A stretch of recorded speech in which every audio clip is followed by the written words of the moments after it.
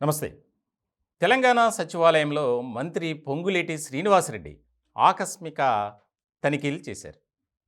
ఉదయం 10:30కు వెళ్ళినటువంటి మంత్రి పొంగులేటి అక్కడ ప్రధాన కార్యాలయంలో సిబ్బంది ఎవ్వరూ కూడా సమయానికి రాలేదు.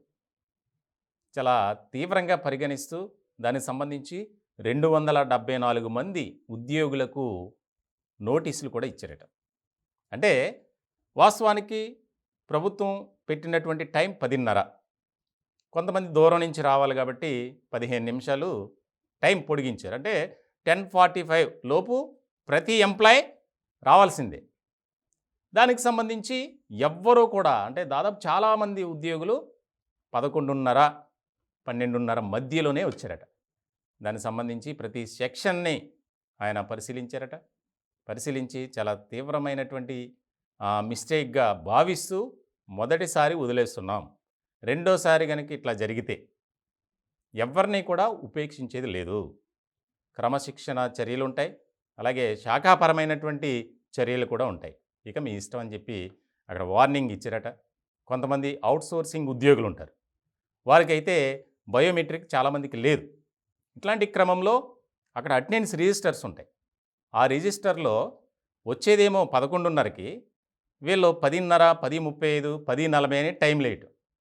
దానికి సంబంధించి కూడా అవి కూడా పరిశీలించి వారిని కూడా హెచ్చరించినటువంటి పొంగులేటి శ్రీనివాసరెడ్డి ఆయన చాలా సీరియస్గా ఆదేశాలు జారీ చేశారట.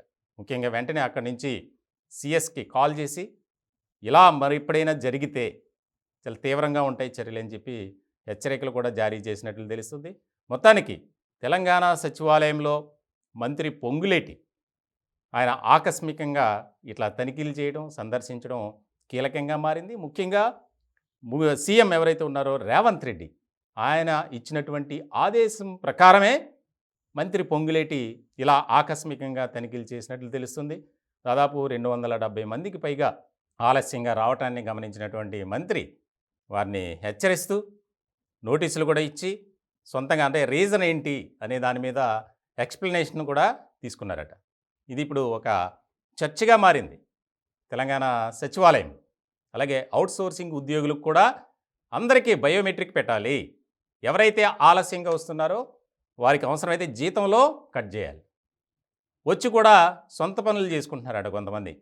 అంటే లంచ్ బ్రేక్లో బయటికి వెళ్ళిపోవటం, వారు ఇష్టం వచ్చినట్టు తిరిగి రావటం, దానికి సంబంధించి కూడా చాలా సీరియస్గా వార్న్ చేశారట పొంగులేటి శ్రీనివాసరెడ్డి. దానికి సంబంధించి రేపటి నుంచి ఈ విధంగా జరిగితే మాత్రం ఎవరిని కూడా ఉపేక్షించేది లేదు, జీతంలో కోతతో పాటు వారికి సర్వీస్ రికార్డులో కూడా మెన్షన్ చేస్తాం అని చెప్పి ఆదేశాలు ఇచ్చారట.